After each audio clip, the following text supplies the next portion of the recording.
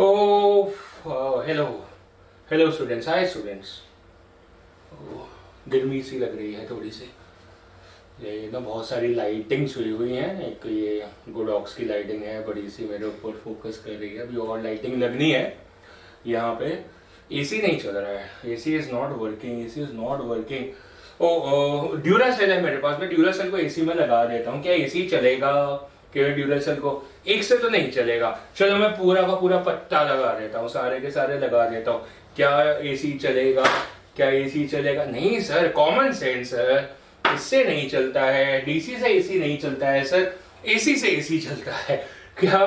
Welcome to electron physics classes. Today's lecture is supposed to be regarding the alternating current which is a part of our life, daily life. Alternating current, AC. I will make the video move a little bit back and make you analyze what I'm trying to say to you. Now this process is known as pulse width modulation. ये actually communication chapter में आता है, पर वो हमारे course से भी बाहर है, तो मैं यहाँ पे explain कर रहा हूँ that we are imagining this as the pulse width modulation. यहाँ पे width ज़्यादा है, यहाँ पे कम है, तो we keep on adjusting this width of the pulses over there, and then we start looking at a small part over there, at a small part. तो अगर हम small part में देखेंगे, इतने part में ये नेगेटिव में पॉजिटिव, इसका एवरेज यहाँ पे आ जाएगा, इसका एवरेज यहाँ आ जाएगा, इसका एवरेज यहाँ आ जाएगा, ये लोअर पार्ट हाइयर पार्ट का एवरेज यहाँ आ जाएगा। तो it will look like a kind of a sine curve. It will look like a kind of a sine curve, जबकि वह है पल्स, पर उसकी फ्रीक्वेंसी बहुत हमने बढ़ा रखी थी। So it will look like a sine curve in the semiconductors. अभी के लिए मेरे को आपको ऑल्टरनेटिंग करंट से रूबरू कराना है, डीसी की दुनिया से बाहर निकालना है, एसी की दुनिया में लेकर आना है। Let's kick starting the lecture of the alternating current. So let's begin the day with the varieties of the current which we know. ऐसा हमने पहले भी करा था, जब हमने डायरेक्ट करंट के बारे में पढ़ा था, तब भी हमने इस आर्टिकल को डिस्कस आउट किया था। डीसी के बारे में पढ़ा था, तब और एसी के बारे में पढ़ रहे हैं। तो ऐसा हो नहीं सकता है कि एसी का मेंशन करे तो डीसी ना आए, डीसी का मेंशन करे तो एसी ना आए। ये दोनों तरीके के करंट हमें अपने जीवन में चाहिए होते हैं। दोनों के अपने अपने मेरिट्स हैं, डीमेरिट्स हैं, दोनों हमें चाहिए होते हैं। So what's a DC? It's also known as a steady current. What's a DC? It's also known as a steady current, as you can see over there. As a time progresses the voltage input remains steady. और अगर voltage generator steady है तो definite सी बात है कि circuit में current भी कैसा रहेगा? स्टेडी रहेगा। So the direct current is also mentioned to us as a steady current, जिसकी वैल्यू हमेशा स्टेडी रहती है, बदलती नहीं है समय के साथ में। That's a steady current. Alternating current is a varying current. What it is? It is a varying current. Vary कर रहा है, पर कोई भी चीज वेरी करे वो बेकार नहीं हो जाती है, वो बहुत यूजफुल हो जाती है तब जब अंदर periodicity आ जाती है। So it's a varying periodic current that its value increases to the peak, then decreases, then becomes peak negative, then becomes zero, then becomes peak positive, and so on. And so on. That's supposed to be the behavior of a varying current. It's varying. So the varying is not only like a sine curve, it can be like a pulse, as explained to you. Now this is positive for time duration, then negative for a time duration, then positive. So it is positive, negative, positive, negative, positive, negative. हाँ, इतने पूरे part में ये steady है, फिर ये steady है। Let's say if it is a IT graph और यहां पर 1 एम्पियर का करंट है, सो इतने समय के लिए ये स्टेडी है, फिर इतने समय के लिए इस विड्थ के लिए वो फिर से स्टेडी है, पर ऑपोजिट डायरेक्शन में है। That's a pulse variation of the current. इस तरीके के करंट को हम साइनूसॉइडल बोल देते हैं। This is a sinusoidal behaviour and this is supposed to be known as a pulse kind of a current. And then we have another waveform which is very common, and this is known as a sawtooth waveform. क्या बोलते हैं? sawtooth। जैसे आपके पास एक लकड़ काटने की आड़ी होती है, लकड़ काटते हैं जिससे, है ना, सॉ बोलते हैं, जिसकी मूवीज भी हॉलीवुड में बहुत सारी, सॉ 1, सॉ 2, सॉ 3, सॉ 4, है ना। सो वो जो सॉ होती है जिससे आप लकड़ को काटते हैं, तो उसको अगर आप मैग्नीफाई करके देखेंगे तो उसके जो मुंह होता है उसका वो ऐसे ऐसे होता है, ऐसे ऐसे, इसका ऐसे ऐसे होता है, ऐसे ऐसे ऐसे, ये पार्ट्स होते हैं उसके सॉ के। So paying respect to that particular shape, we have this voltage of that shape, and hence known as the sawtooth. So it's a sawtooth voltage or current, both of them are like this, ये बिल्कुल उस तरीके का ही है, दोनों same है, saw tooth behaviour and current. Ideally दोनों तीनों में क्या सिमिलैरिटी है, alternate cycles of positive and negative, alternate cycles of positive and negative. That is what is supposed to be the behavior of the alternating current. It's a periodic varying current. What it is a periodic varying current. चलो आगे बढ़ते हैं and definition पे ध्यान देते हैं. It says a current whose magnitude changes continuously. दिख रहा है हमें, magnitude निरंतर change हो रहा है, निरंतर change हो रहा है, इसमें भी change हो रहा है, but बहुत fast हो रहा है, मतलब ये pulse की जो duration होगी बहुत कम होगी, जिससे आपको लगेगा कि ये तुरंत चेंज हो रहा है, right? So it keeps on changing continuously with time and changes direction periodically. So the word is periodically.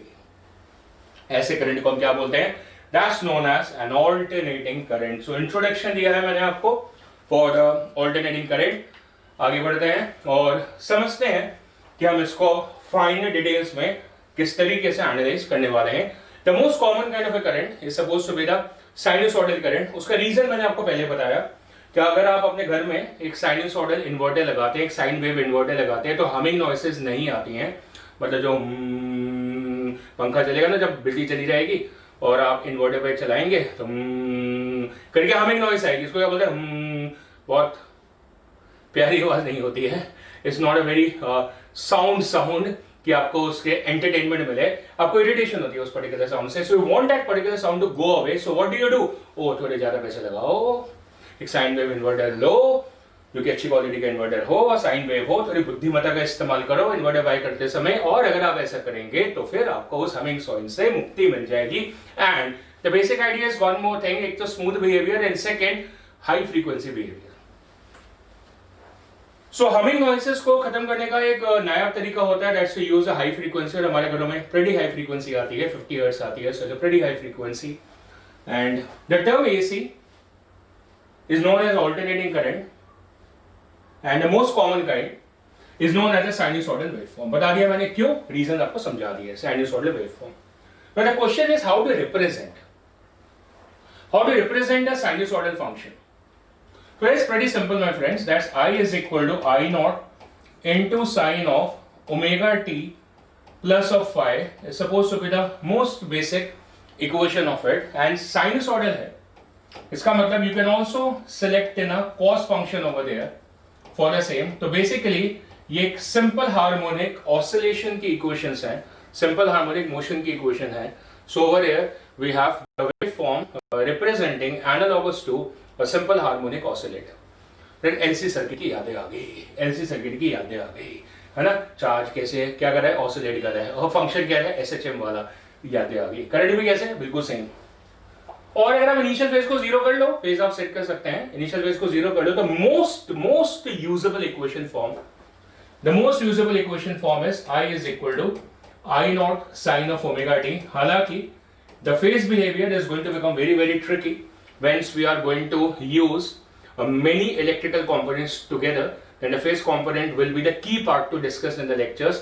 इसका मतलब जब हम LR circuit, RL circuits, LC circuits को रीएनालाइज करेंगे इस बार AC सर्किट के फ्रेम से, तो फिर आपको दिखेगा कि फेज वेरिएशन एक बहुत ही अहम आर्टिकल आ जाएगा. So will come to that particular time जब हम उसको डिस्कस करेंगे about the phase. Currently, the easiest format for the today's lecture will remain as I equal to I naught sin omega t is your sinusoidal wave format. अब इसके अंदर terms है क्या? The I naught over here is supposed to be the instantaneous. No. It is supposed to be defined as a maximum value for the current. That is supposed to be defined as a peak current. What is defined as the peak current? That's a maximum value for the current over there. And in the complete cycle, मतलब current vary कर रहा है ना, तो कभी ना कभी तो ऊपर पहुंचा होगा maximum. So that is a peak value for that particular current. और आई क्या है? That is a instantaneous value. That's an instantaneous value of current because it's a periodically varying current. तो हर इंस्टेंट पे उसकी वैल्यू चेंज होती जा रही है, हर इंस्टेंट पे वैल्यू चेंज हो रही है. तो किस फेज पे, किस टाइम पे, किस फेज पे, किस टाइम पे उसका कितना करंट है सर्किट में, वो आपको आई से पता चलता है. ठीक है ना। अब भाई नापते कैसे हैं, एमीटर से, we will look to that, I did not say कि एमीटर से देखते हैं, ये आपसे क्वेश्चन पूछा है, मैंने क्वेश्चन पूछा कि क्या ammeter is going to measure that particular current, we will come back to that in the later part of the lecture. So क्योंकि मेरे दिमाग में तो हमेशा ये रहता है कि देखो करंट नापना है तो एमीटर को यूज करेंगे, so we'll look part in the later part of the lecture whether we are allowed to do so, whether we are allowed to do so, we'll come back to that. अब ये omega D क्या है, that is supposed to be defined as an instantaneous phase, that's the instantaneous phase over there, और इसमें t का मतलब तो आपको पता ही है, समय समय टाइम टाइम, तो किस टाइम पे कितना करंट है, तो आई टी वेरिएशन है, करंट टाइम इक्वेशन है बेसिकली, और करंट कितनी फास्ट वेरी कर रहा है वो डिपेंड करेगा कि आपने सर्किट में फ्रीक्वेंसी को कितना सेटअप कर चुके हैं, कितना आपने रखा है, ताकि हमिंग नॉइसेस भी कम हो जाती हैं. सो ये जो ओमेगा है that's supposed to be defined as a angular frequency of those oscillations, जितने में जो करंट है उसका डायरेक्शन चेंज हो रहा है, so the frequency of those oscillation circuit से जो बन रहा है. और एंगुलर फ्रीक्वेंसी कैसे लिखी जाती है, omega equal to 2 pi F, और इसमें जो एफ है that is supposed to be the frequency, जो कि इंडिया में यूजुअली कितनी होती है, that's around 50 hertz. So that's Indian frequency, that is 50 hertz. That's not omega of course, that's a value for the F, that's 50 hertz in the India. तो इसका मतलब जब भी अप्लायंस इंडियन मेड लेंगे, मेक इन इंडिया आजकल वैसे भी slogan है, right, we respect that, salute it, because then we always talk about the brain drains के बाहर चले जाएंगे पढ़ लिख के, सो इंडिया की डेवलपमेंट कैसे होगी. So I really endorse that particular idea. The Make in India, Skill India, these are excellent ideas for the growth of the nation, right? चलो अपनी ग्रोथ करें अभी. So India frequency is supposed to be the 50 hertz. जितने भी appliances आप खरीदेंगे Make in India वाले, तो उसको भी लिखा हुआ होगा, specified voltage that it runs at a 220 volt and 50 hertz. That means it is having a voltage of 220 volts. उसका क्या मतलब होता है वो भी हम आज के लेक्चर में डिस्कस करेंगे. और साथ में क्या लिखा होगा 50 hertz, that explains that this is a made in India और मेड फॉर इंडिया डिवाइसेस, किसी एमएनसी ने बनाई होगी, लेकिन इंडिया के रिस्पेक्ट में, इंडिया के कंपैटिबिलिटीज ऑफ इलेक्ट्रिसिटी ग्रिड को देखते हुए बनाई होंगी. Okay, now the next one, what's the symbol. The symbol is quite simple my friends, and the symbol is like this. ये नहीं है, ये सिंबल नहीं है, सिंबल कुछ और है. द सिंबल वो उधर चला गया. The symbol is supposed to be from here as like this. Even if you have a pulse AC, even if you have a sawtooth AC, still the symbol will remain like this. And of course, one is positive, one is negative. And in the next cycle, it can be positive and a negative reverse. So therefore, we don't mention all the polarities on it, because the polarities keep on changing. It's not like a DC in which on the dealer cell it is written over there. Written मतलब marks लगे होते हैं कि ये देखो ये positive है. ऐसा इसके ऊपर नहीं होता है. Reason क्योंकि इसकी polarity fix नहीं होती है, बदलती रहती है. And what about abbreviation? Abbreviation वो लिखा हुआ है वहां पे, AC लिख सकते हो या फिर स्मॉल AC लिख सकते हो, और A.C जैसे ऐसी हरकतें मत करना, ये तरीके नहीं होते हैं, और ये वाले तरीके भी नहीं होते हैं. आपको डॉट वर्ड यूज नहीं करने हैं, और ध्यान रखिए, आप बड़ा लिखिए छोटा लिखिए, बड़ा लिखिए छोटा लिखिए, फर्क नहीं पड़ता है, और जैसे आपका दिल करे वैसे लिख सकते हैं, पर ऐसे नहीं लिखना आपने. Okay, and who generates the AC? Who generates the AC? So we have a conversion behavior and a generator. तो जनरेटर हमने देख चुके हैं कि हमने एक डिस्क ली थी ऐसे, और फिर इसके अबाउट इसको रोटेट कर दिया था. अब एसी जनरेटर को आप सेम रखते हैं कि मैकेनिकली अगर आप इसको रोटेट करेंगे तो इसके अक्रॉस कॉन्टिन्यूस फ्लक्स आएगा, और उसकी वजह से फ्लक्स जो होता है that's equal to be A cos omega t, और उसकी वजह से ईएमएफ आ जाती है that is equal to minus of d phi upon d t, and that works. उसके नंबर ऑफ कॉइल्स भी अगर हैं, so that will become n b a omega and sine of omega t. So this is how we basically generate the sinusoidal EMF, which is written as E is equal to E naught sine omega t. और जितना भी circuit में resistance होगी वो definitely होगी, जो load लगाओगे उसकी रेजिस्टेंस होगी, हर डिवाइस की रेजिस्टेंस होती है. आप माइक्रोवेव यूज करें, एसी यूज करें, एसी पे एसी यूज करें, और रेफ्रिजरेटर यूज करें, स्मार्टफोन्स यूज करें, लैपटॉप्स यूज करें, उनके चार्जर्स यूज करें, जो भी यूज करेंगे डिवाइसेस, तो उनके अपने एक रेजिस्टेंस लोड होगा, उसके हिसाब से आप इसको डिवाइड करेंगे, सो करंट मिल जाएगा. And you will get this form as I equal to I naught sin omega t. So that's a generator which is known as an AC generator. उसकी रूपरेखा भी होती है, वो स्लिप रिंग्स वगैरह होती है, जैसे हमने डीसी जनरेटर में पढ़ा था पहले, है ना. सो नाउ ये सेकेंड एस्पेक्ट, ये हो गया आपका जनरेटर, किस तरीके से आप एसी को जनरेट करेंगे। दूसरा है कि आप कन्वर्ट कर लीजिए, आपके पास ना पहले से डीसी है, आपके पास पहले से डीसी, आप क्या करिए एसी में कन्वर्ट कर लीजिए। So if you want the DC to be converted into the AC, so that device is known as an inverter, जो कि आज के लेक्चर के शुरू में मैंने आपको मेंशन आउट कर दिया, that's an inverter which converts a DC into the AC. देखो बहुत चीजें बड़ी सिंपल होती हैं और हमारे आसपास होती हैं लाइफ में, कि जो आपने देखा होगा इन्वर्टर है, इन्वर्टर ऐसे नहीं होता कि सिर्फ इन्वर्टर लगा दोगे काम चल जाएगा। इन्वर्टर जो आप खरीदते हैं, जैसे लुमिनस का, माइक्रोटेक का, जो भी इन्वर्टर खरीदते हैं वही डिवाइस होती है, उसके नीचे बैटरी लगानी होती है। डिपेंड करता है कि आपको घर में कितना लोड चाहिए। जब लाइट बत्ती जाएगी तो आप 2 पंखे चलाएंगे, 4 पंखे चलाएंगे, क्या क्या चलाएंगे, फ्रिज भी चलाना चाहेंगे, लैपटॉप भी चलाना चाहेंगे, जो जो चलाना चाहेंगे अकॉर्डिंगली आपको लोड लेना पड़ेगा।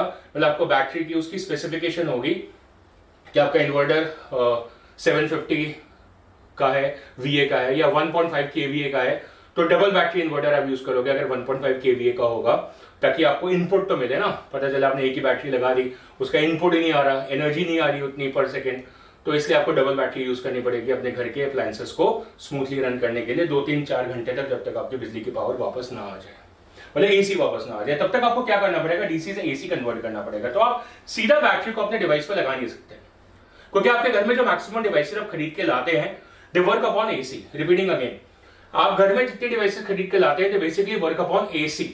आप जो रेफ्रिजरेटर खरीदते हैं, आप एसी खरीदते हैं और एयर कंडीशन खरीदते हैं, तो सारे डिवाइसेस आप क्या करते हैं, प्लग एंड प्ले, यही करते हैं ना। बेसिकली क्या करते हैं, आप प्लग कर देते हैं, ऑन कर देते हैं, चल जाता है। कोई घर में क्या आ रही है, सप्लाई आ रही है, सप्लाई कौन सी, AC. So all over devices basically work upon AC, है ना, बिल्कुल सही है सर, पता ही है। तो फिर बत्ती चली गई तो एसी तो गई, तो फिर क्या करें, अपने कुल क्या, अपा तो एसी जनरेट नहीं कर पा रहे, तो हमने क्या करा फिर, तो हमने इन्वर्टर लगाया। इन्वर्टर में क्या करा हमने, बाजार से डीसी खरीद लाए, मतलब डीसी खरीद लाए मतलब बैटरी खरीद लाए, केमिकल एनर्जी ले आए, और फिर क्या करा, उसको इन्वर्टर के थ्रू पास कराया। तो इन्वर्टर क्या करेगा, कन्वर्ट करेगा। इट इज गोना कन्वर्ट किसको, जो बैटरी से आ रहा था, बैटरी से क्या रही थी, डीसी, और आपका डिवाइस किससे चल रही थी, एसी से, तो इन्वर्टर क्या करेगा, conversion from the DC to AC. कितना सिंपल है ना, है कि नहीं सिंपल। पर कोई तो बताएगा, I am the angel right now to tell you that the inverter is a device जो कि आपके घर में कोने में पड़ी होती है, that's a device which basically converts from DC to AC। next time अपने पेरेंट्स को, अपने फादर को, अपने मदर को, अपने भाई को, अपने बहन को बोलना, देख बेटा, नहीं देखो पापा जी, देखो मम्मी जी, देखो बेटा जी, ये क्या हो रहा है, ये देखो जो पड़ा है ना बाबा उधर कोने में, वो क्या करता है, आपको पता है क्या करता है वो, बेटा बिजली देता है, बेटा एनर्जी देता है, बेटा जब बत्ती जाती है तो रोशनी देता है। नहीं पापा, डीसी से एसी कन्वर्ट करता है, डीसी से एसी कन्वर्ट करता है। सो आगे बढ़ते हैं। ये सारी बातें हमने कवर कर ली, कितनी सारी बातें कवर कर ली हमने। अब आगे बढ़ते हैं। एंड नाउ हम एसी की दुनिया में आए क्यों, हम एसी की दुनिया में आए क्यों, हम डीसी में रहते, ड्यूरासेल की दुनिया में रहते। मैं ड्यूरासेल से फैसिनेटेड दिखता हूं ना बहुत ज्यादा, है ना। एसी से डीसी में आए क्यों, व्हाई एसी टू डीसी। देखो सबसे पहली चीज ना, हमारे जीवन में बजटिंग आती है, घर में बजटिंग आती है। नहीं कई बार ज्यादा पैसे तो बात अलग है कि सारे मैकबुक, आईफोन सब कुछ लेके रख लिया, पर फिर अदरवाइज चीपर आती है। ये सब कुछ करने के बाद में बिजली का बिल अगर ज्यादा आता है तो फिर उसके अंदर रोते चिल्लाते हैं कि बिजली का बिल ज्यादा आ गया। हाँ मैकबुक्स है, आईफोन है, वो बात अलग है, तो बिजली का बिल ज्यादा नहीं आना चाहिए, है ना। फिर हम गवर्नमेंट को कोसेंगे, वो तो प्राइवेट है ना, अभी हमने खरीद लिया आईफोन, लेकिन बिजली का बिल ज्यादा क्यों आ गया, गवर्नमेंट अच्छा नहीं करेगा, government is not doing the good thing, लोग बिजली का बिल ज्यादा क्यों आ गया, है ना। चलो किसी और का वोट दे देते हैं क्योंकि बिजली का बिल ज्यादा आ गया है ना, इस वजह से। तो क्या करें फिर, what do we do. So long ago someone decided किया, देखो डीसी से ना आप एसी एयर कंडीशन नहीं चला पाएंगे, डीसी से आप अपने घर में अप्लायंसेज नहीं चला पाएंगे। अगर आपने डीसी से घर में अप्लायंसेज चलाए तो आपका घर, मैंने जैसे पहले भी बताया था, आपके घर के जो बिजली का बिल है सालों का, 1 साल का 2 साल का, करोड़ों में आ जाएगा, कितने में, करोड़ में आ जाएगा। फिर आप सोचेंगे यार छड्डो यार, गाँव में जाके रह लेते हैं, सोलर एनर्जी यूज कर लेते हैं। Solar energy is the future, solar energy बेटा फ्यूचर है।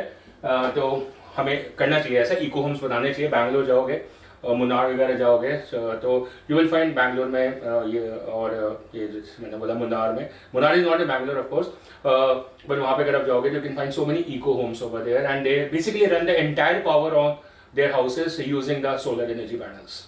And even Kochi airport, last year I went over there, so for vacation of course, इस साल तो नहीं जा पाए, you know the reason why. So last year I went over there, so beautiful नज़ारा था। मैंने came out of the Kochi airport and I was moving. I was not moving. I was moving in a car. Car was moving actually. I was relatively moving.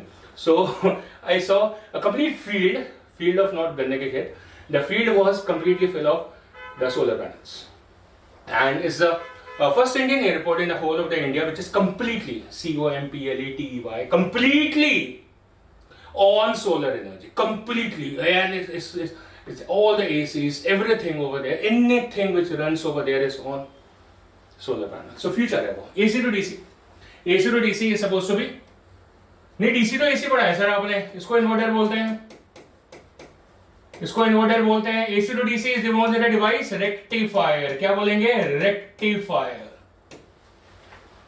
हमेशा दोनों चीजें आनी चाहिए ना, Hindi to English transcript conversion, तो फिर English to Hindi भी आनी चाहिए, है कि नहीं? गूगल ट्रांसलेट आता है ना, so it can transfer both ways ना, ऐसा तो है नहीं.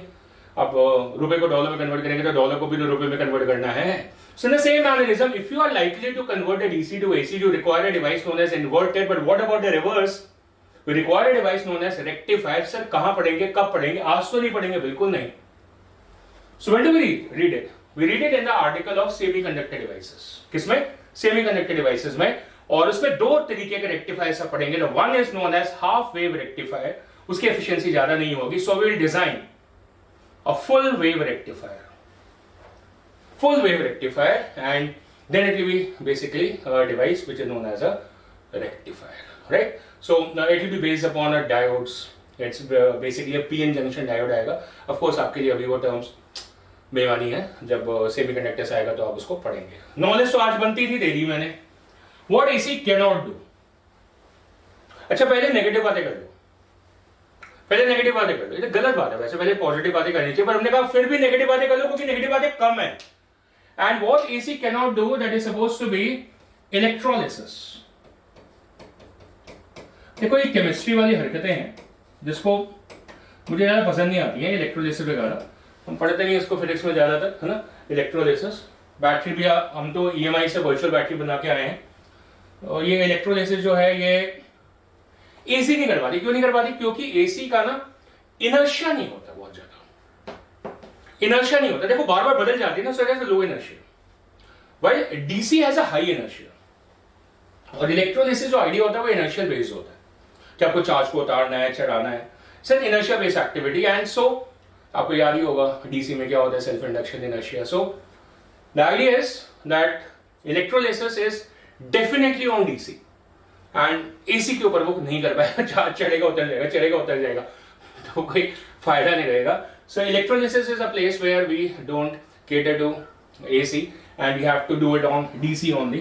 So it is done on DC only. So DC wins over there, and therefore the DC must exist. DC must exist. तो सेल्स बनाने आपने तो इलेक्ट्रोलिसिस करना ही पड़ेगा आपको. इसका मतलब फिर आपको चाहिए है. तो चलो ठीक है, तो DC हम अपने जीवन में रखते हैं of course. Why do we prefer the AC over DC? तो सबसे पहले रीजन मैंने जो आपको बताया, that is supposed to be the economical behavior, cheaper behavior. हमें बिजली का बिल कम चाहिए, and therefore the first reason for the AC preference over the DC, that is the merits of the AC over the DC is supposed to be, it is, see, हम लोग cheap नहीं है, cheap नहीं है तो हम cheaper language नहीं use करेंगे. बुक्स में लिखी होती है it is cheaper than DC, पर हम क्या बोलेंगे, is economical, right? So we'll say that the AC is much economical than DC. So आप बोलोगे सर कि ड्यूरेसेल मत यूज करो, ड्यूरेसेल मत यूज करो, आप सस्ता वाला एवरेडी यूज कर लो, एवरेडी, तो फिर आपको चीप पड़ जाएगी. बेटा बिल्कुल नहीं पड़ेगी. मैं कैलकुलेशन करके आपको बता सकता हूँ कि बिल्कुल चीप नहीं पड़ सकती है. ये तकरीबन एक पेयर ऑफ सेल जो है, ये आपका जो पेयर ऑफ सेल है 1.5 वोल्ट का सेल है बेचारा, 1.5 वोल्ट का सेल है, और 3 वोल्ट का पेयर आएगा, 3 वोल्ट का पेयर आएगा. अब 3 वोल्ट का पेयर 80 रुपए, 100 रुपए का है, 100 रुपए लगा देते हैं, 100 रुपए का 3 वोल्ट का पेयर, और 220 वोल्ट की वोल्टेज चाहिए आपको, तो 70-80 को ना मतलब 75 टाइम्स चाहिए, तो 7500 के आपके ड्यूरेसेल लगेंगे, और वो मेनली 2 घंटे 3 घंटे चलेंगे, है ना. आप अपना क्या कहते हैं वो आईपॉड लगा के देख लीजिए, तो 7500 2 घंटे 3 घंटे चलेगा. तो एक दिन के अंदर 7500 इंटू 8 बार आपको रिप्लेस करना पड़ जाएगा, तो 5500 का कुछ बिल होगा और 30 दिन लगा लीजिए, and then keep on calculating for the year and you will find your calculator doing wonders for you. Okay, so hence AC is very much economical. आप बहुत ज्यादा भी चला लीजिए तो भी आपके घर में इलेक्ट्रिसिटी बिल कितना आ जाता है, 10,000, 12,000, 15,000 इतना इलेक्ट्रिसिटी बिल आता है। सो वो आपका, अगर आप बैटरी से चलाओगे तो आपका एक दिन का बिल होगा, जो कि आपका पूरे महीने का बिल होता है। It's much much cheaper and economical.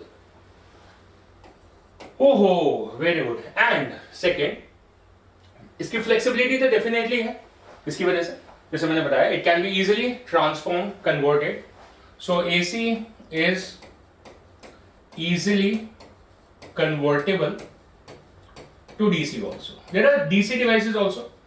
तो इस वजह से आप जब जैसे अडाप्टर्स खरीदते हैं ना, चार्जिंग अडाप्टर्स खरीदते हैं, तो वो आपसे सेल्समैन पूछेगा कि डीसी अडाप्टर है, एसी अडाप्टर है। इसका मतलब आपकी डिवाइस जो वर्केबल है वो डीसी है या एसी है अकॉर्डिंगली। सो हम कहते हैं हमारे पास प्रिमिटिव कोई डिवाइस ही नहीं जो कि डीसी पे चल रही थी, आज आपने एसी लगा दी, तो क्या करें भाई? तो हमने कहा भाई कन्वर्ट कर लो, कन्वर्टर यूज कर लो। जैसे नहीं आता HDMI टू USB कन्वर्टर्स आते हैं, है ना, तो कन्वर्टर्स जब है कन्वर्टर यूज कर लो। सो वो कन्वर्टर के अंदर होगा क्या? ऐसी डिवाइस होगी, रेक्टिफाइड डिवाइस होगी छोटी सी, it can easily convert the AC to DC। Okay, so the second merit of it. The third merit is, वैसे वो मेरिट DC का भी है, DC को भी AC में कन्वर्ट कर सकते हैं आप। So it is easily inter convertible बोल सकते हैं हम। Okay, and the third is it can be easily stepped up and stepped down.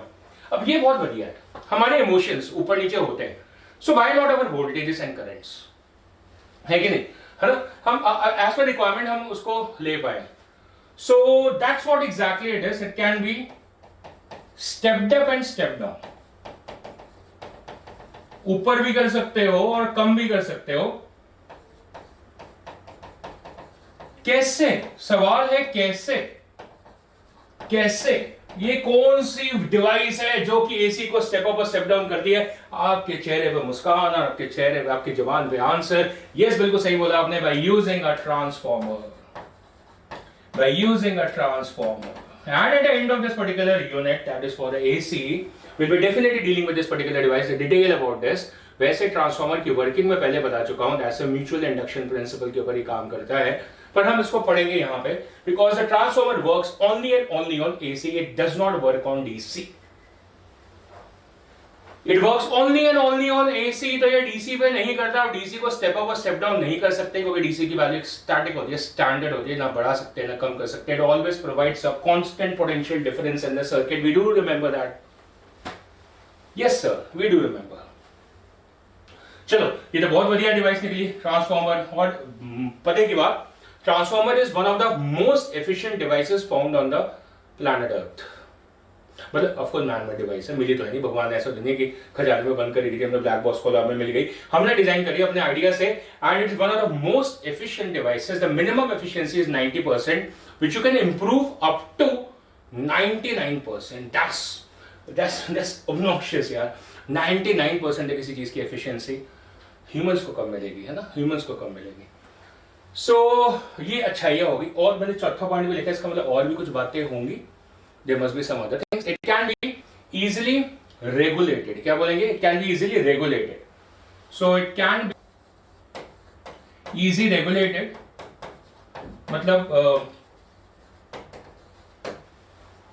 उससे आप एक स्टेडी वैल्यू निकाल सकते हैं। सर ये क्या बात हुई, स्टेडी वैल्यू निकालनी है तो फिर आप डीसी यूज करो। बेटा डीसी यूज करोगे तो फर्स्ट पॉइंट इकोनॉमिकल नहीं होगी, स्टेडी बिहेवियर चाहिए। ऐसा तो हो नहीं रहा कि एलईडी पैनल है मेरे सर पे लगा हुआ है, बंद रहा है बुझ हो रहा है, या मतलब कभी इंटेंसिटी कम हो रही है कभी बढ़ रही है, वो तो स्टेडी इंटेंसिटी आ रही है। सो अगर उसकी स्टेडी इंटेंसिटी आ रही है तो कैसे आ रही है? कुछ तो होगा लोचा पीछे। There must be some regulation idea over there. There is an easy regulation using a choke coil. Using a choke coil, and choke coil basically uses, अगर आपके घर में कोव लाइटिंग्स है, छोटी छोटी लाइटिंग होती है ना जो पीछे मॉड्यूलर किचन में और सीलिंग्स पे अंदर लगती है, कोव लाइटिंग्स होती है, वो चला नहीं सकते सीधा, उसके आगे ना चोक कॉइल लगती है, चोक बड़ी सी होती है। पहले प्रिमिटिव जो ट्यूबलाइट्स होती थी, आजकल जो एलईडी आती है ट्यूबलाइट्स, उसमें चोक कॉइल नहीं होती, इनबिल्ट होती है।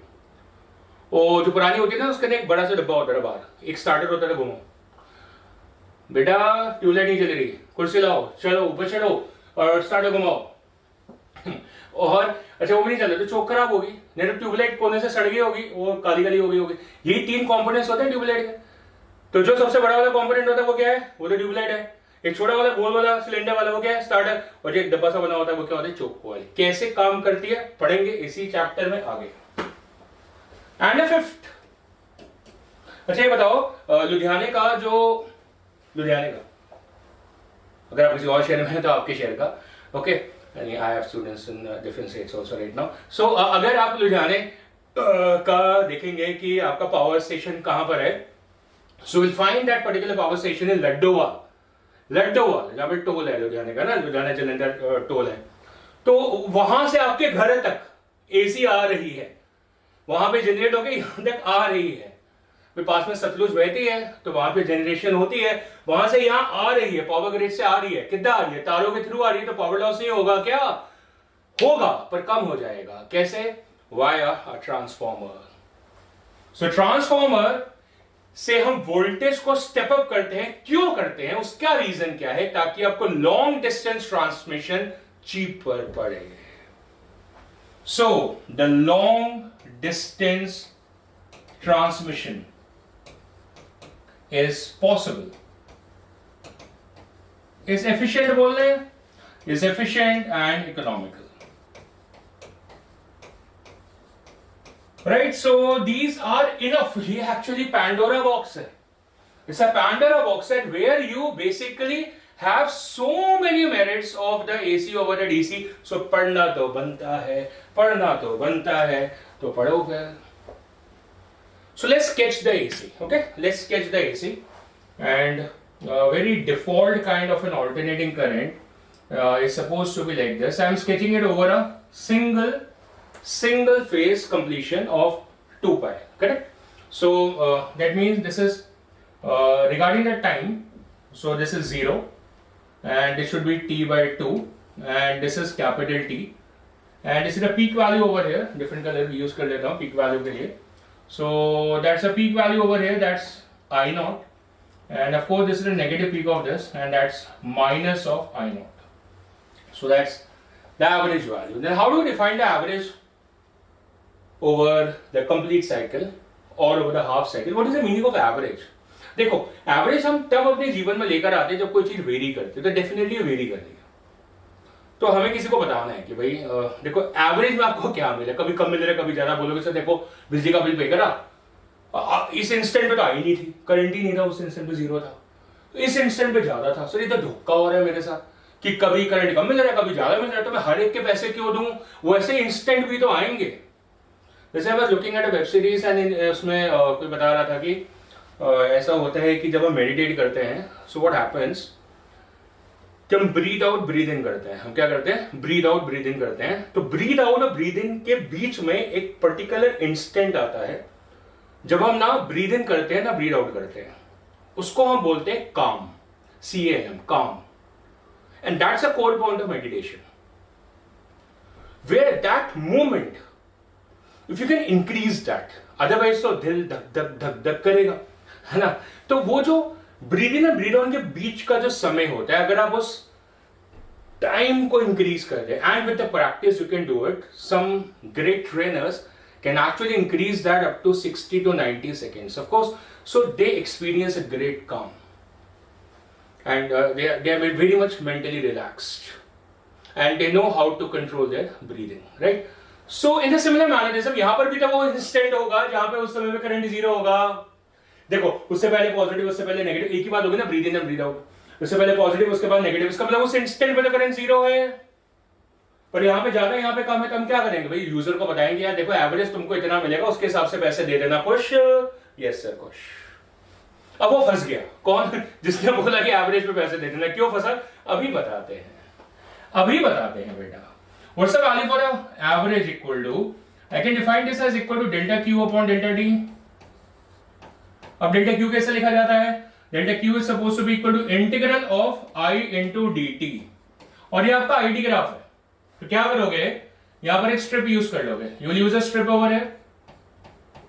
ये कितना हो गया dt, और ये कितना हो गया इंस्टेंटेनियस करंट, ये हो गया आपका इंस्टेंटेनियस करंट। तो स्ट्रिप का एरिया कितना हो गया, उस area of this particular strip that becomes I into dt, और जहां तक आपको करना कर लो, मतलब 0 से t कर लो, तो नीचे कितना हो जाएगा t - 0, that will give you the value for average. मतलब जहां तक आपको निकालना है, मतलब अभी मैंने बोल दिया टी से जीरो जिस इंस्टेंट, अगर आपको इनिशियल जीरो नहीं है तो वहां से निकाल लो। But you can also write this particular behavior as equal to, numerator को कैसे लिखोगे? That's the area, किसके below? The area below the IT curve, सही है? Within the specified limits, let's say from T1 to T2 and divided by the time interval, that is T2 minus T1. It's supposed to be the definition of the average current which is flowing in how much time which you want to check upon. ठीक है ना? चलो, the first behavior which we want to check upon is in a full cycle. This is a full cycle. That means the limits of the integration is going to be from 0 to capital T. If you want to do integration, of course I want to do, you also want to do, what the books will tell you to do so. So let's focus upon this, that what is the value for the average over the full cycle. So I average कैसे लिखेंगे? 0 to capital T is supposed to be equal to integral, and that is I into dt and upon capital T. कितना time interval है? Capital T. तो limits भी क्या है? 0 से capital T. Simple. अब क्या करना है आपने? जो भी आपको करंट का फंक्शन गिवन है, जैसे ये अपना साइनसॉइडल है, so I is equal to I not sine omega T, आपको फंक्शन है, तो आपने क्या करना है? इस फंक्शन को इसमें सब्स्टिट्यूट कर देना, जो भी इंस्टेंटेनियस वैल्यू है। So this I average over there over the complete cycle should be equal to as I not sine of omega t and upon t, and that is from 0 to capital T. See, you can also do this by using sine of omega t plus phi, and still the result will come out to be the same as I am going to derive for this function. And you can again try this for I naught cos omega t, and again try this for I naught cos of omega t plus phi. Still the result is going to come out to be what I am going to show over here right now. So अब इसमें I naught common है, बाहर आ जाएगा, और sin omega t का integration सीधा लिख देता ना। So what is the integration of the sin omega t? Sir minus of cos omega t. कितना आएगा? That will be sir minus of cos omega t. So that's minus of cos of omega t, and from where to where? Where to where? That is from 0 to capital T, और chain rule के हिसाब से, और this will be omega, chain rule के हिसाब से, ठीक है ना? ओके सर, देन अब लिमिट्स डाल दो। So please place in the limits. So that's I naught upon t into omega, नीचे ओमेगा टी लिख लेता हूं, ओके, और वैल्यू को सब्स्टिट्यूट करते हैं। तो t की वैल्यू क्या होती है? दैट इज 2 पाई अपॉन ओमेगा, ठीक है कि नहीं? बिल्कुल सही है। माइनस साइन है, लोअर लिमिट पहले आ जाएगी, सो cos of 0 minus cos of omega, small T की जगह कितना आ जाएगा? कैपिटल टी, मतलब 2 पाई अपॉन ओमेगा, ये आ गया। ओमेगा ओमेगा कैंसिल हो गया, क्या हो गया? ओमेगा ओमेगा कैंसिल हो गया, ठीक है कि नहीं? बिल्कुल सही है सर। अब क्या होगा? देखो cos 0 कितना होता है? 1 है, बिल्कुल सर। और cos 2 कितना होता है? Again 1। So what is 1 minus 1? 0। What is this value? That is 0। तो मैंने क्या बोला था? जो बंदे ने आपको बोला कि बेटा तू ऐसा करियो, एवरेज बिल दे दियो, फंस गया बेचारा, फंस गया बेचारा, क्योंकि एवरेज तो 0 आ रही है फुल साइकिल में। आप बोलो कि ठन ठन गोपाल, मैं तो नहीं देता बिजली का बिल, को क्या आपने बोला कि एवरेज के हिसाब से दे दो बिल, एवरेज के हिसाब से तो बिल नहीं आएगा, फिर जुगाड़ लगाना पड़ेगा, आपको बंदा समझाएगा आपको, बेटा देखो मेरा एवरेज मतलब ना ये नहीं था, आपने गलत समझा, पूरी साइकिल पे नहीं निकालना बेटा आपने, देखो आपने डायग्राम देखो आधे पे बनाया बेटा, तो हमने आधे पे निकालना है। अच्छा चालूपंथी, आधे पे निकालना है, क्यों? तभी तो एवरेज नॉन जीरो आएगा। अच्छा मुझे ध्यान आया, मैंने कहा यार एरिया बिलो आईडी कर्व से एवरेज आ जाती है ना, न्यूमरेटर उसका क्या है? एरिया। तो एरिया देखते क्यों नहीं हो? एरिया देखते क्यों नहीं हो भाई? तो ये वाला एरिया देखो तो सही, ये कैसा एरिया है? सर ये तो पॉजिटिव एरिया है, सर ये तो पॉजिटिव एरिया आएगा। अच्छा ये एरिया A1 आ गया। अच्छा अब बेटा दूसरा एरिया देखो, कौन सा एरिया देखो? जो नीचे वाला एरिया ये देखो, तो सर इसको भी देख लेते हैं। तो नीचे वाला एरिया देखा, अब ये एरिया कितना आएगा? सर आप दिमाग लगाओ कि कितना आएगा? सर ये एरिया तो नेगेटिव आएगा, कितना? A2। So what is overall area? अरे इंटीग्रेट क्यों करा भाई? भाई इंटीग्रेट क्यों करा? सीधा ही आ गया। What is the value for the average? That is A1 plus of A2। अरे नहीं भाई माइनस हो गया, अब तो पहले प्लस ही लिखेंगे ना, से A1 plus A2 upon total time t, पर A1 कितना है a और A2 कितना है माइनस a, तो कुल मिला के कितना हो गया, that comes out to be equal to 0. So the average over the complete cycle कितना है 0. नॉन इंटीग्रेशन से भी निकाल के दिखा सकते हैं, पर आधी साइकिल पे नहीं दिखा पाओगे. अब आपको किस पे निकालनी है, हाफ साइकिल पे, क्योंकि पूरे पे तो बिल ही नहीं आएगा. सो हाफ साइकिल पे निकालते हैं. सेम डेरिवेशन अब आपको निकालना पड़ेगा, क्योंकि इसका एरिया आपको वैसे तो पता नहीं है. So have to find out. So चलो करें फिर. Almost same derivation, but change limits are changing. So value for the average over 0 to t by 2. So integral I into dt क्या बदल रहा है, t by 2. लिमिट्स क्या बदल गई, 0 से लेके t by 2. That's the only change. So please check upon that particular change. So let's check upon. So I की वैल्यू प्लेस कर दो, that becomes I nought into sine of omega t. बाकी सारे सब सेम है दोस्त, everything is getting same. And इसे t upon 2, तो 2 को ऊपर ले जाते हैं यहाँ पे, ठीक है, t अपॉन 2 को, और फिर इसको इंटीग्रेट करो. So that is 2 I not upon capital T sine omega T, that is minus of cos omega T, उसका integration, and divided by omega. सारी कहानी सेम चल रही है, कोई फर्क नहीं है. लिमिट्स में फर्क है. लिमिट्स कहां पर है, 0 से लेकर t by 2, और t by 2 का मतलब क्या हो जाएगा, पाई अपॉन ओमेगा, है कि नहीं. देखो t का मतलब क्या होता है, 2 पाई अपॉन ओमेगा. सो t अपॉन 2 क्या हो जाएगा, पाई अपॉन ओमेगा, है कि नहीं. बिल्कुल sir, excellent, good. And then फिर नीचे चेक करो, that is 2 I not upon t, और ओमेगा की जगह कितना आएगा, 2 पाई अपॉन कैपिटल डी, है कि नहीं. तो ये कैपिटल डी कैंसिल, और ये 2 and 2 भी कैंसिल. बाकी लिमिट लगाओ, तो पहले लोअर लिमिट आएगी क्योंकि नेगेटिव है, सो कॉस ऑफ 0. फिर क्या आएगी, upper limit, that is cos of omega into T, और टी कितना है, पाई अपॉन ओमेगा, है कि नहीं. बिल्कुल सही है सर, ओमेगा कैंसिल हो गई. सर ये भी क्या, नहीं बिल्कुल नहीं गया दोस्त मेरे, बिल्कुल नहीं गया दोस्त मेरे. That becomes I not upon पाई, और देखो क्या हो रहा है, cos 0 1, और cos पाई माइनस ऑफ 1. गलती मत कर देना. कितना बन गया, 2. So this particular value becomes equal to 2 I not upon pi. That is my value for your average, twice of I not upon pi. And that's the value which you need to keep in your minds for the half cycle. Whenever we talk about average, in the case of AC, is generated over half cycle. And now you will say, sir, which half cycle? So there are 2 half cycles. Of course, good question, my friends. मैंने पहले बता दिया, इस half cycle का area positive, इसका negative, तो दोनों same है. Good one. And if you understand that particular point, so I think you are a genius. That for I average from 0 to t by 2, you're getting the area positive, and so the result is 2 I naught upon pi. And if you're calculating this from t by 2 to capital T, समझ आ रही है ना, t by 2 से capital T अगर calculate करें तो क्या होगा, सेम वैल्यू आएगी पर नेगेटिव आएगी.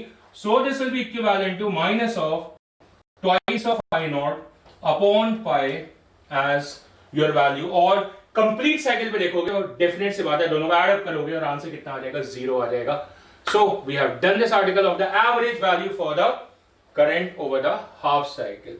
But somehow we don't get convinced कि सर हम हाफ साइकिल पे क्यों देखें, when everything is repeated after capital D, इसके बाद कहानी से रिपीट होती है.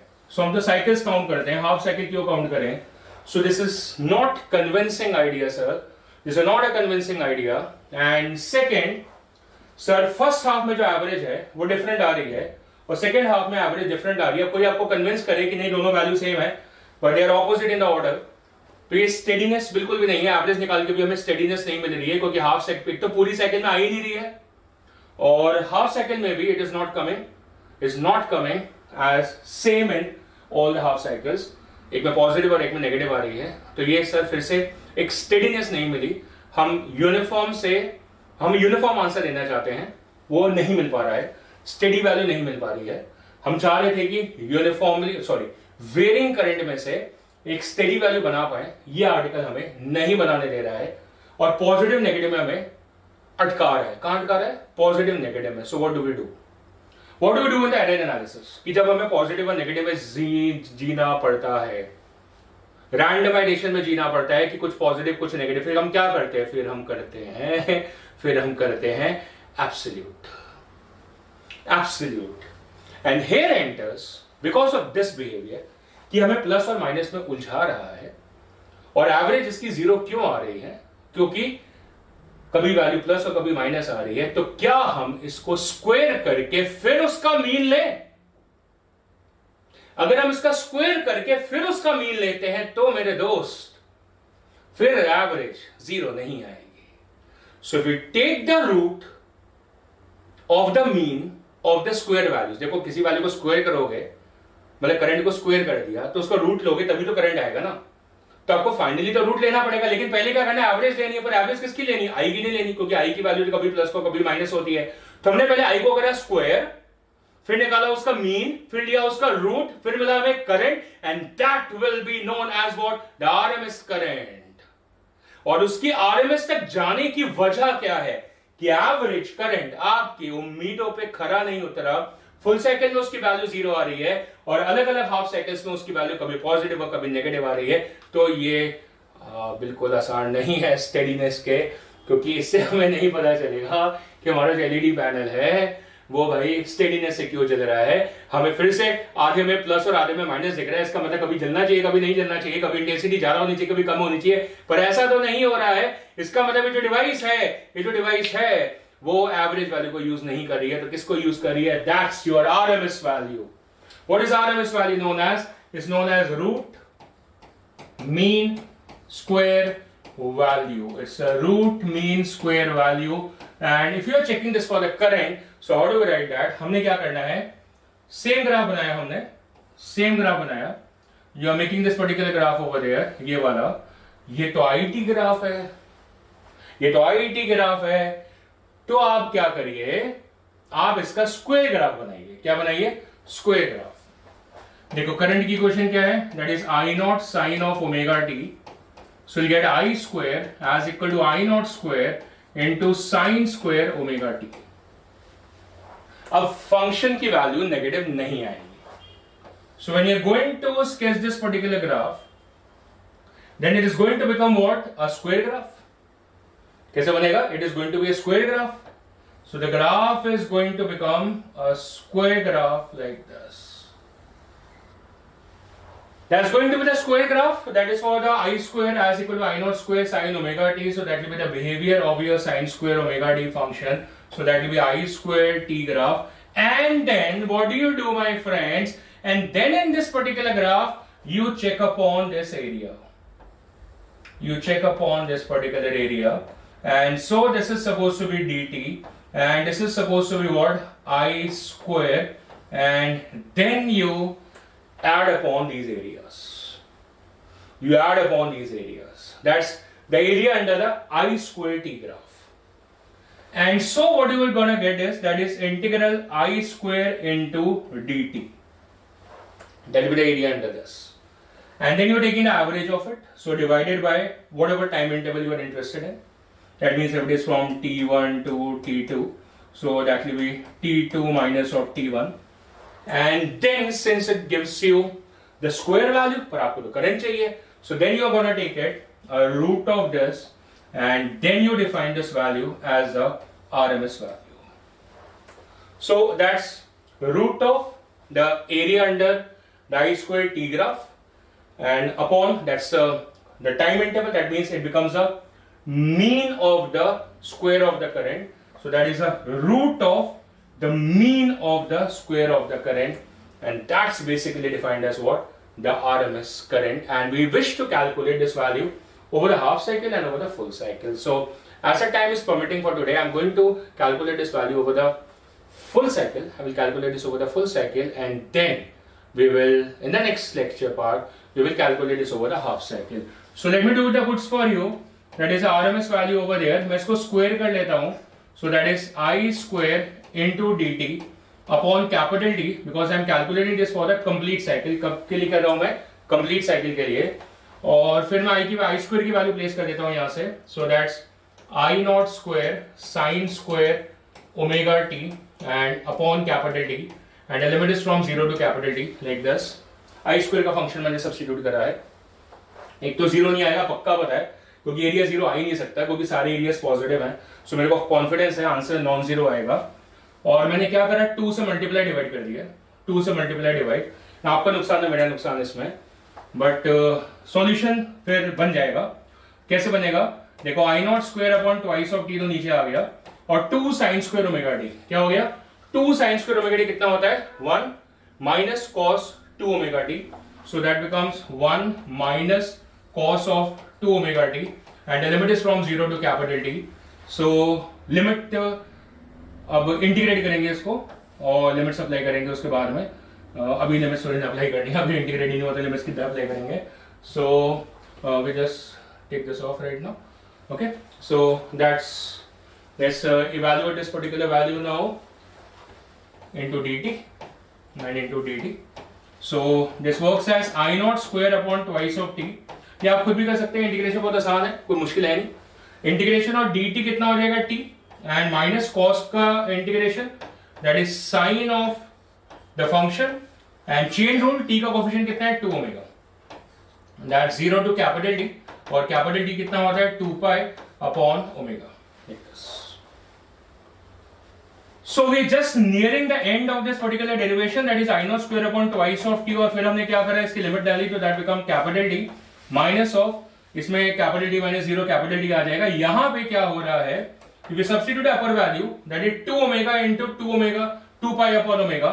सो 2 ओमेगा into 2 पाई अपॉन ओमेगा में ओमेगा ओमेगा कैंसिल हो जाएगा, एंड 2 into 2 पाई 4 पाई आ जाएगा जैसे आप अपर लिमिट प्लेस करोगे, एंड माइनस लोअर लिमिट में साइन ऑफ 0 आ जाएगा, that sine of 0 upon 2 omega, placing the upper limit and the lower limit, and that gives you A very concise result, छोटा result, क्योंकि sin 4 पाई भी 0 है और sin 0 भी 0 है, तो पूरी टर्म स्वाहा हो जाती है, गायब हो जाती है, and we are left with over here as I naught square into t upon twice of t, जिसमें कैपिटल D ऊपर नीचे कैंसिल हो जाता है मेरे friends, and the I square RMS that works as equal to I naught square upon 2, and my friends the value for I RMS for the complete cycle, nevertheless ये 0 तो बिल्कुल नहीं आ रहा है, और वैल्यू कितनी आ रही है, that's I naught upon root 2 is coming down as your value my friends, and that's the good part, the first success of the article कि आप एक रीडिंग जनरेट कर पा रहे हैं जो कि इस वेरिएशन की एक स्टेडी वैल्यू मानी जा सकती है. That is a steady value of this. वो वैल्यू कहां आती है, कैसे आती है, I naught by रूट 2 है, तो डेफिनेटली सेंट्रल वैल्यू तो नहीं है, तो value towards the higher side आएगी, क्योंकि 1 बाय रूट 2 का मतलब 0.707 होगा, तो इसका मतलब वो जो वैल्यू है थोड़ी इस तरफ को आएगी, इस तरफ को आएगी, and this value will be your RMS, जो कि पीक की कितनी है 1 by I naught by root 2 times है. So that is 1 by root 2 का मतलब होता है 0.707. So that's 0.707 times of the peak current. That's your RMS current, and that is going to provide you a steadiness in the value. कैसे, क्यों, ये हम कल के लेक्चर में डिस्कस करेंगे. So it's much beautiful things to discuss about today. Introduce करा आपके जीवन में AC को, जो कि आपके अराउंड थी, पर आज मैंने आपको उसको फील करवाया. The feeling is too important to make us understand the things in a very easier mannerism. So please revise the lecture, make your notes. ज्यादा नोट्स है नहीं आज के लेक्चर में, बन जाएंगे आराम से, है तो है ही, कंटेंट तो था ही, कल भी होगा बहुत ज्यादा कंटेंट. चलो कल के लिए आज बाय बाय करते हैं, तभी तो कल वापस